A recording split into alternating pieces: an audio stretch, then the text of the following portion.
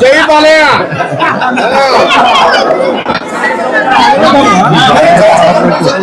సాగలేదు అందరికి కావాలా ప్రపంచం అంతా మనం వేసి వాళ్ళమా ప్రపంచం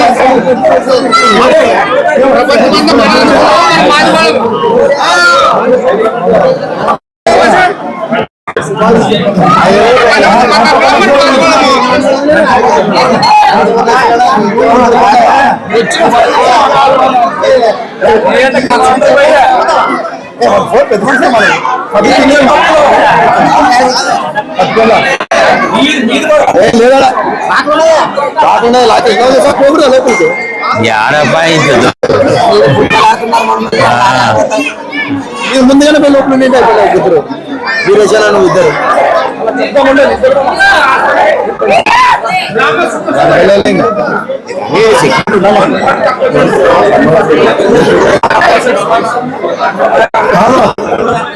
మార్కులు కొట్టా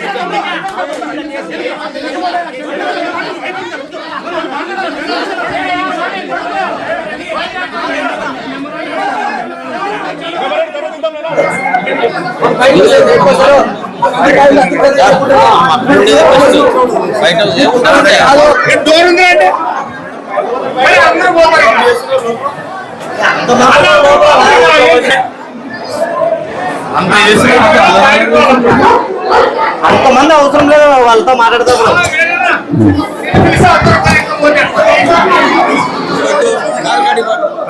లేకున్నా సిద్ధ లేదు లేకున్నా సిద్ధ లేదు సార్ ముందే పోవాలా సార్ లేకున్నా సిద్ధ లేదు వాటి కార్ దగ్గరికా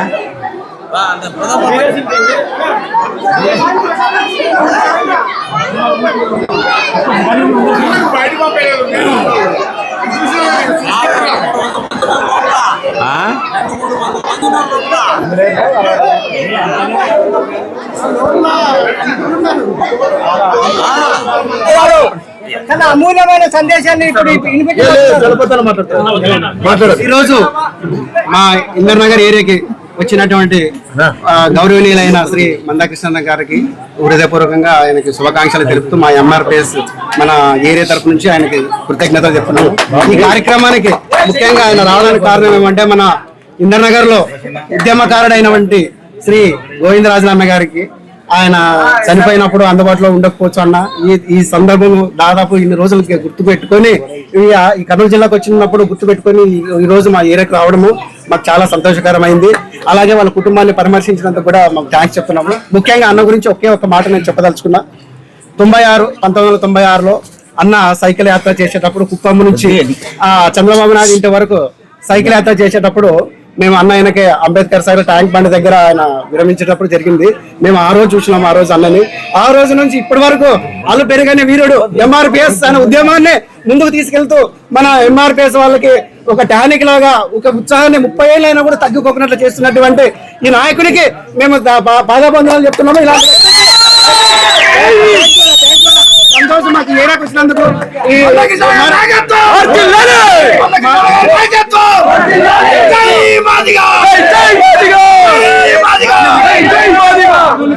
ఈరోజు మన కర్నూలు జిల్లా ఆదోని నియోజకవర్గానికి రావడానికి ముఖ్యమైన కారణం మన ఎంఆర్పిఎస్ రాష్ట్ర నాయకులు గత కొంతకాలంగా అనారోగ్యంతో మరణించిన ఎంఆర్పిఎస్ రాష్ట్ర నాయకులు గోవిందరాజులు మరణించిన విషయంలో ఆ రోజు రాష్ట్ర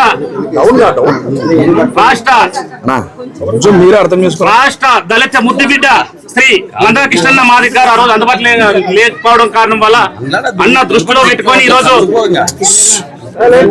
మందాకృష్ణన్న అంటే గోవిందరాజులు అంటే మందాకృష్ణన్న అనే నిదానంతో ఉద్యమాన్ని వణికించుకోకున్నట్ట ప్రత్యేక వర్గాల్ని ఉద్యమాన్ని గుండెలో దూసిపోయిన ఘనత ఒక గోవిందరాజు. ఎంఆర్పిఎస్ అంటే కర్నూలు జిల్లాలో ఒక మందాకృష్ణనికి అంతట సన్నిహితుడు. ఈ గుండె కావాలంటే ఒక మందాకృష్ణ నా జాతి కోసం గుండెకాయ వరకు మందాకృష్ణ చావు నా చావు ఒకటే వేదిక కావాలని ఆ రోజు నుంచి ఈ రోజు కానీ దాదాపుగా ఆయన ఉద్యమంలో ఉన్నప్పుడు, ఆయన నక్సలిజంలో ఉన్నప్పుడు ఈ జిల్లాలో దాదాపుగా 500 ఎకరాలు భూమి పంచినాడు. చాలా ఆయన ఎందుకంటే ఆ రోజు మందాకృష్ణ నాయకత్వం వదిల్లాలని గత నంద్యాలలో అప్పటికే ఉద్యమంలో ఉన్నప్పుడు లొంగుపై జై మందాకృష్ణ అని ఉద్యమించి అంటే నా జాతికి పిలుపు ఈ రోజు మందాకృష్ణ కోసం సత్యాక నరేడ్ అని ఆ రోజు పిలుపునిస్తే ఆయన దాదాపుగా 50 సంవత్సరాల తర్వాత మరణించడం జరిగింది. ఎందుకు ఈ విషయం చెప్తున్నానంటే ఒక గోవిందరాజులు నేను కొడుకుగా చెప్తున్నాను. మందాకృష్ణ నాయకత్వంలో పని చేయాలంటే అంబేద్కర్ తర్వాత మందాకృష్ణ తర్వాత ఎవరైతే కష్టపడతారో వాళ్ళంతా అంబేద్కర్లే అని ఈ రోజు ఎస్టీ బీసీ మైనార్టీలకు అంత పెద్ద బీట వేసి ఈ రోజు మనం వాళ్ళందరూ నేర్పిస్తున్నారంటే ఒక దళిత బిడ్డ కాదు ఎస్సీ ఎస్టీ మైనార్టీ సోదరులు అందరూ కూడా ఒక దళిత ఉద్యమం బిడ్డ అని ఈ రోజు ఎవరికి తల వచ్చుకున్నట్టు నా జాతి బిడ్డ నా గుండెకాయ అని ఈ రోజు గర్వంగా చెప్పుకునే రీతిలో గోవిందరాజుని గుర్తు పెట్టుకొని వచ్చినందుకు మందాకృష్ణకి మా కుటుంబం తరపున ప్రత్యేకంగా ధన్యవాదాలు తెలుపుతూ జై భీమ్, జై మందాకృష్ణ. మన సోదరులు అమరులు గోవిందరాజుల మాదిగ గారి మరణం ఒక కుటుంబాన్నే కాదు, ఈ ఆదోన్నే కాదు, మొత్తం జిల్లాను రాష్ట్రాన్ని కూడా అది బాధలు ముంచేసింది. కొన్ని కారణాల వల్ల నేను అందుబాటులో లేకపోవడం, బయట రాష్ట్రాల్లో ఉండడం వల్ల ఆ సమయానికి రాలేకపోవడం మీ అందరికి తెలిసిన విషయమే. ఏది ఏమైనా గోవిందరాజులు గారి కుటుంబాన్ని దగ్గరికి వెళ్ళకుండా, కుటుంబాన్ని పరామర్శించకుండా, పలకరించకుండా ఉండడం అనేది అది సాధ్యపడే అంశం కాదు. ఎందుకంటే ఆయన చరిత్ర, దండోర కంటే ముందు చరిత్ర, ఒక గొప్ప విప్లవోద్యమ చరిత్ర, దండోర తర్వాత ఒక త్యాగపూరితమైన చరిత్ర, ఈ రెండు కలగలిపి ఆయన జీవితం ముందుకు సాగింది. ఇట్లాంటి పరిస్థితుల్లో చాలా బాధాకరం. మాదిగ రిజర్వేషన్ పోరాట సమితి ఉద్యమం ఎక్కడో ఒక 32 ఏళ్ల క్రితం ఒక కుగ్రామంలో ఒక 10-15 మందితో మొదలై ఇవాళ భారతదేశంలోనే అతిపెద్ద ఉద్యమంగా ముందుకు సాగే దశకు వచ్చింది. ఈ తెలుగు రాష్ట్రాల్లోనే కాకుండా, ఒక దక్షిణాది రాష్ట్రంలోనే కాకుండా, దేశంలో మన దళితులు, పీడితులు ఎవరైనా ఒక ప్రధాన సమస్యను ఎదుర్కొంటున్నారంటే ఆ ప్రధాన సమస్య పరిష్కారం కోసం వాళ్ళ దేశం ఎంఆర్పిఎస్ వైపు ఎదురు చూసే కాడికి వచ్చేసింది. ఒకనాడు ఒక గ్రామానికి పరిమితమైన ఉద్యమం, ఒకనాడు ఒక జిల్లాకు పరిమితమైన ఉద్యమం, ఒకనాడు ఉమ్మడి ఆంధ్రప్రదేశ్ పరిమితమైన ఉద్యమం, అది దక్షిణాదికి విస్తరించి ఇవాళ దేశంలోని అతిపెద్ద సామాజిక ఉద్యమంగా ముందుకు సాగుతూ ఒక ఎస్సీ వర్గీకరణ సాధించడం ఒక్కటే కాకుండా సమాజంలో ఉండబడే పేద వర్గాలందరి కోసం కులంతో మతంతో సంబంధం లేకుండా ఎన్నో సమస్యల మీద పేద ప్రజల కోసం పోరాటం చేసి విజయాలు సాధించిన చరిత్ర మన ఉద్యమానికి ఉన్నది. అయితే నేను ఎందుకు ఈ విషయం చెప్తున్నంటే ఉద్యమ ప్రారంభం దశ చాలా కఠినమైన దశ.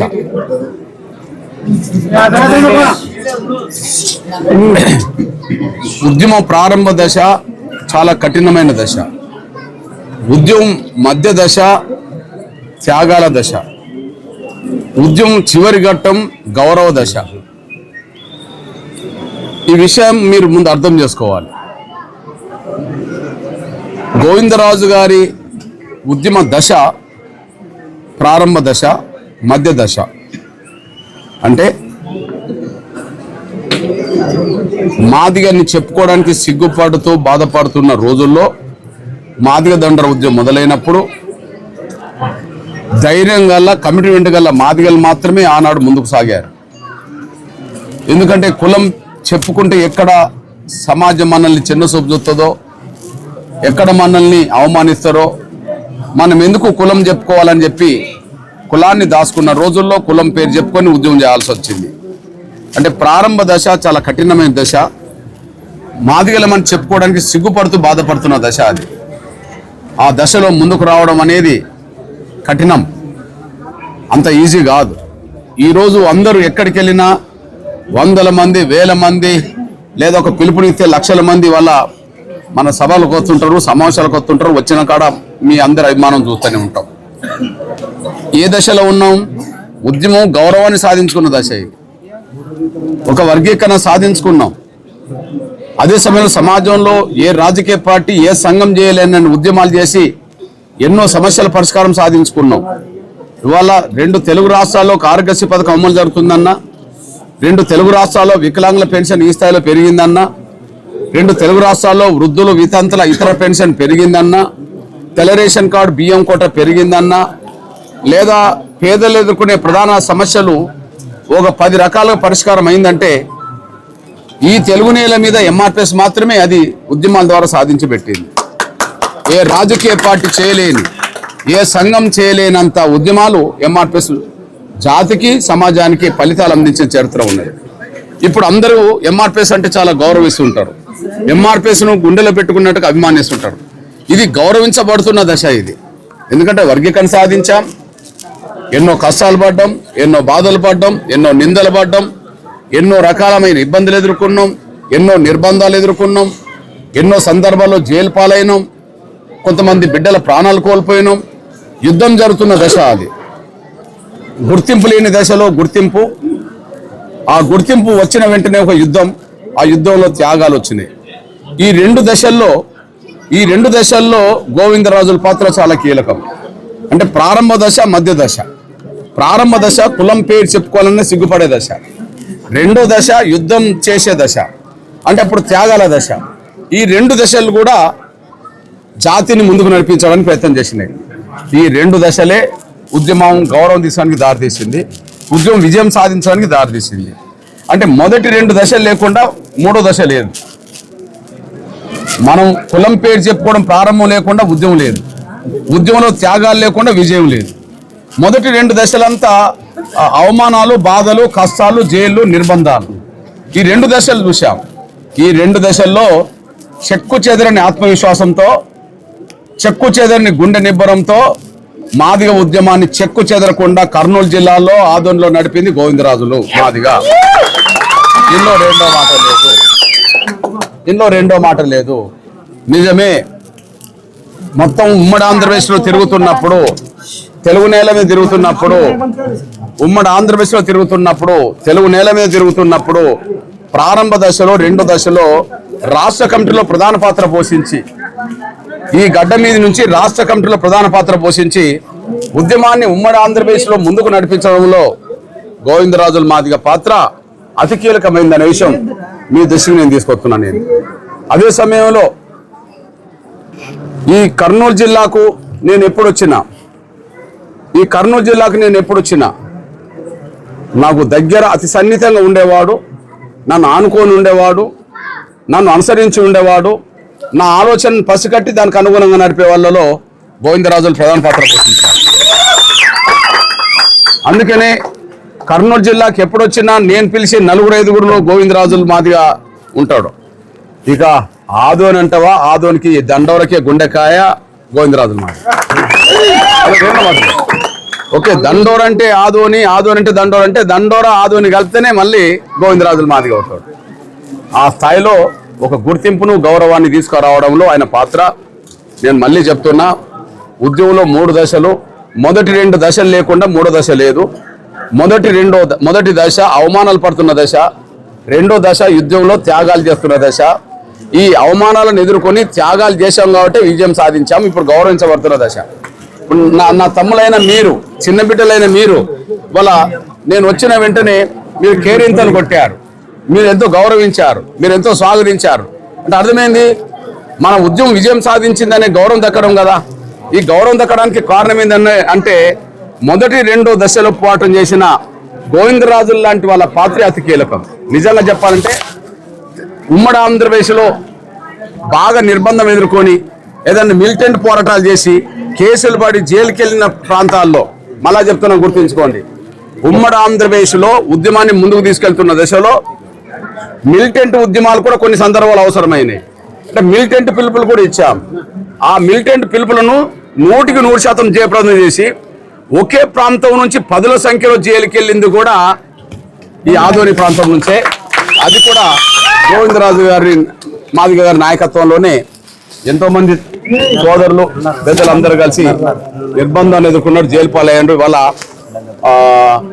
వాళ్ళలో నేను బాధ చూస్తలేను కానీ, అన్న మేము ఆనాడు జైలుకి వెళ్ళిన వాళ్ళమే వాళ్ళ విజయం సాధించామని చెప్పినట్టుగా వాళ్ళ కళ్ళల్లో, వాళ్ళ ముఖంలో కనిపిస్తున్నారు. అంటే ఒక స్వాతంత్ర పోరాటంలో స్వాతంత్రం సాధించినప్పుడు స్వాతంత్ర పోరాటంలో పాల్గొన్న వాళ్ళకి ఎంత గర్వం ఉంటుందో, ఇవాళ ఎంఆర్పిఎస్ లో పనిచేసిన ప్రతి నాయకుడికి, ఎంఆర్పిఎస్ లో నిర్బంధం ఎదుర్కొని జైలు పాలైన ప్రతి నాయకుడికి కూడా ఇవాళ గర్వకారణంగా ఉన్నదనే విషయం స్పష్టంగా రుజువు అవుతున్నది. వాళ్ళ కళ్ళలో కనిపిస్తుంది, వాళ్ళ ముఖంలో కనిపిస్తుంది, వాళ్ళ మాటల్లో కనిపిస్తుంది. అంటే మన జాతిని గెలిపించుకున్న విషయం కూడా మీరు మర్చిపోదు. ఈ విషయంలో అనుకున్న టైంకు నేను రాలేకపోయినా, ఇప్పుడు వచ్చినా, ఏదేమైనా ఆయన త్యాగాన్ని మరొకసారి నెమరేసుకోవడానికి ఈ చుట్టుపక్కల ప్రజల హృదయాల్లో ఆయన స్థానాన్ని మరింత పదిలం చేయడానికి ఖచ్చితంగా మీరందరూ ఒక తేదీ నిర్ణయిస్తే అది 1-2 నెలల మధ్యలోనే అతి గొప్ప స్థాయిలో గోవిందరాజుల మాదిగ గారి సంవత్సర సభ మనం పెట్టుకుందామనేసి కూడా మీరు మర్చిపోదు.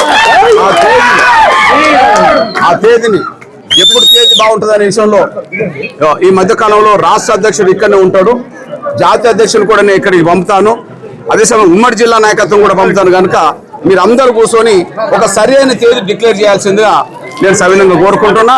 ఆయనను ప్రజల హృదయాల్లో మరింత పదిలం చేయడం కోసం, ప్రజల హృదయాల్లో, రాబోయే తరాల హృదయాల్లో ఆయన స్థానాన్ని పదిలం చేయడం కోసం ఆయన సంసార సభ అనేది అనివార్యం అనేసి కూడా మీరు మర్చిపోతారని గుర్తు చేస్తూ, ఆ సంవత్సర సభ కూడా నేను వస్తాను కనుక దాన్ని జయప్రదం చేయడానికి ఇప్పటి నుంచే మీరు కష్టపడండి.